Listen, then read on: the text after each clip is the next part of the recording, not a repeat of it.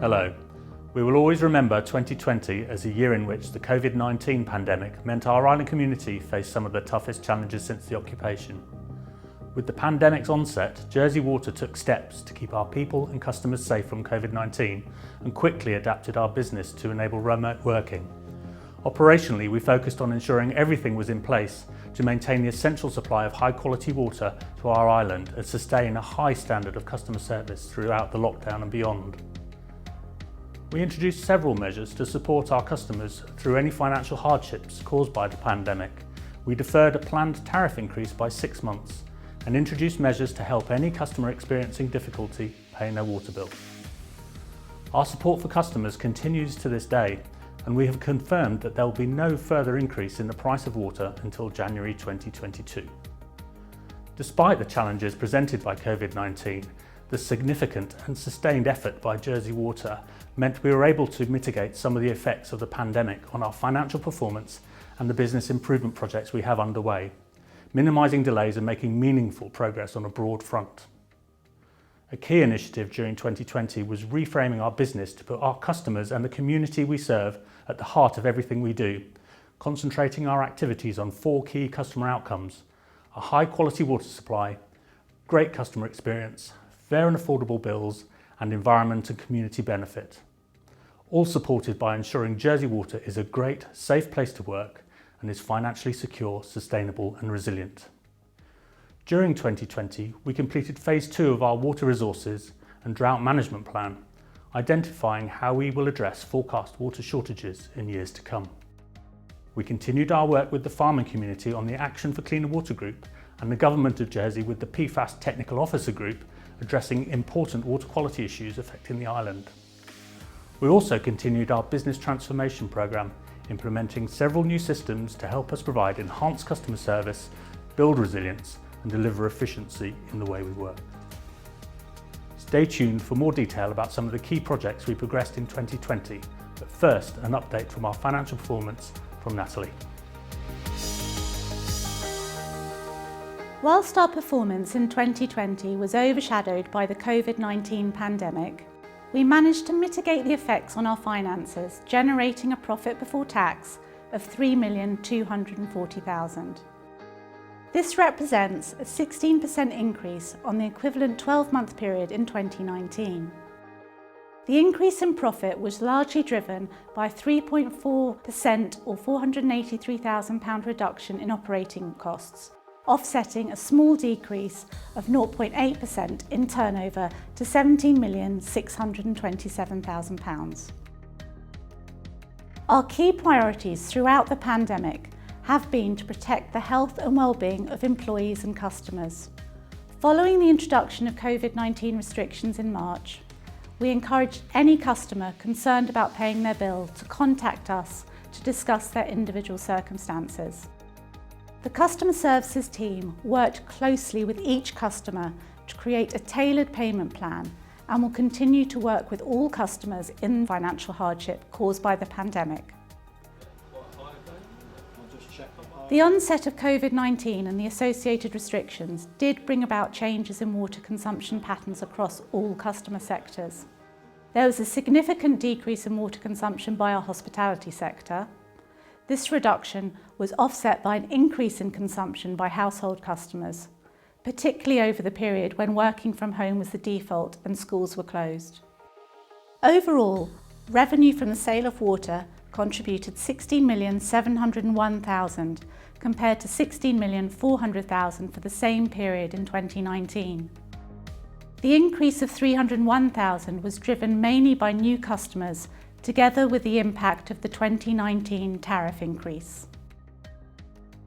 We spent a total of £3,553,000 on our capital expenditure programme for the year.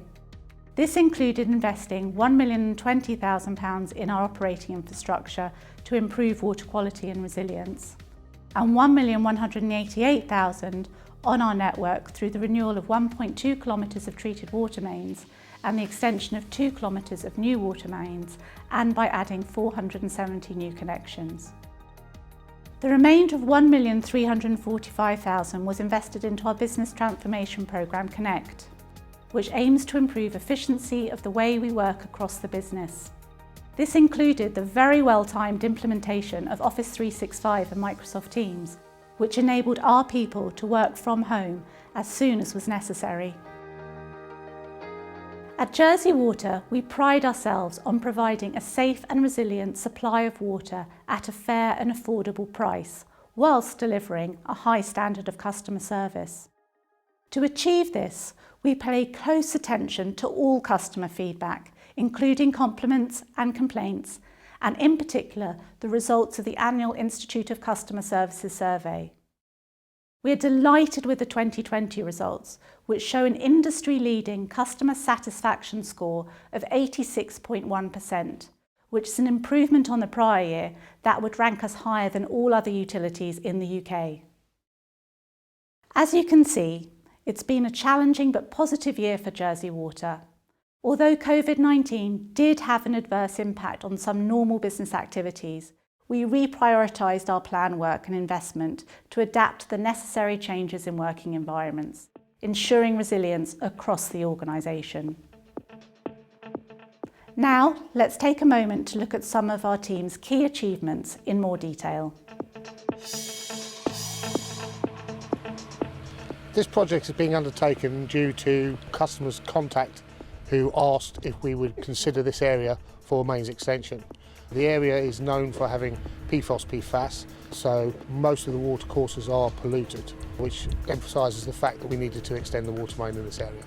We extended our water mains network over 2 kilometres, that's including client work. We also connected 470 properties to the mains which weren't previously connected, and we completed 382 service renewals. 2020 has had its challenges for sure. We had a 5-week lockdown of all our activities. All our projects were completed within the budget year, apart from one which rolled on for 1 month after. So with a 5-week delay, that's pretty well going, I think. This is our new duty standby carbon dosing plant at Handoir. It replaced an old plant which was originally installed in 2005. Well, the new system is duty standby operation, which means we have additional resilience in case of any breakdowns, and this plant will run 24/7, 365. It involves a bulk bag handling system which also allows us to use the latest generation of carbon products, which are even more effective at removing taste and odour and removing pesticides that may be present in the raw water. The total cost of the project was £480,000, which was delivered within budget. The long-term benefit of having delivered this project is it gives us a new modern piece of equipment which is safe to operate. Running this plant will allow us to deliver cost savings and carry on our water quality performance.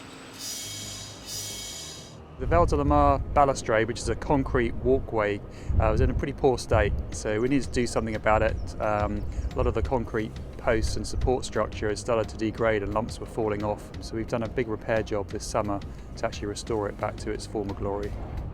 The main part of the project was removing these big coping stones, which weigh about 240 kilos each, and then replace the posts, which are the supporting structure in between each section pillar which holds the copings in place. Due to the COVID lockdown, there was a delivery delay with the stainless steel reinforcing for the new components to be made, but the contractor worked really well, and actually we finished the project 10 days early. So within budget was a priority 1 project, and that came from the dam inspecting engineer's report. You know, we've got a really good balustrade walkway for this nearly 60-year-old dam. I think it's a great success story, and we've used stainless steel reinforcing this time so the same problem won't happen again.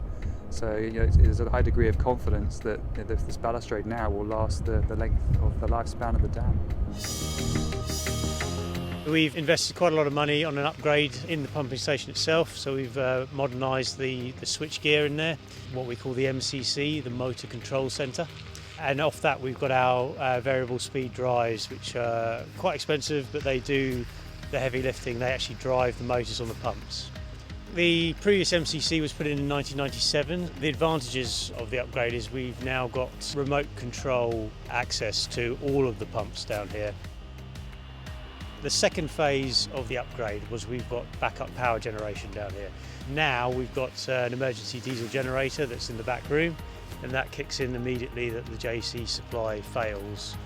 The upgrade has cost just over £550,000. One of the add-on benefits which we didn't foresee when we set out to do this job was the SCADA upgrade. We developed the software so that we could have remote comms here. Now anyone who's got the right training can remote in and drive the pump station and control it. It doesn't have to necessarily be an operator at the treatment works who does it. I'm immensely proud of the team at Jersey Water and what we achieved during 2020, and in particular how colleagues responded to the COVID-19 pandemic. Our people surpassed themselves in showing what true team spirit, strong values and a positive customer-focused culture can achieve. Despite the difficult working conditions presented by the pandemic, we delivered on our 4 customer outcomes. We increased our customer satisfaction score, held water bills down, helped support our community and the environment, and continue to supply water of the highest quality. Our customers don't have a choice in water supplier, but we work hard to ensure that if they did, they would choose Jersey Water, supplying the water for our island to thrive today and every day.